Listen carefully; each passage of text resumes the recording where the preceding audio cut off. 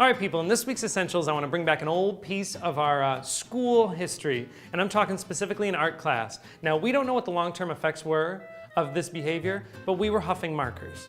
We were huffing some serious colored markers. Now, Mr. Sketchy was the man to blame, right? He was technically our first drug dealer, because he's the one who delivered these beautiful scents. So there you were coloring, right? And each marker had its own delicious scent. You had red, which was cherry, orange, which was orange, yellow was lemon, green was mint, blue was blueberry, purple was grape, brown was cinnamon, and black was licorice. We all had our favorites, right? Please, I could color with the brown cinnamon all day. Except there was like one weird kid that really liked black, and you're like, fine, just let me use it for the outlines. These were markers, we were actually huffing them to the point of the teachers having to say, all right, put the caps back on. I mean, if kids were huffing markers today the way we did back then, like we would be throwing these kids into rehab.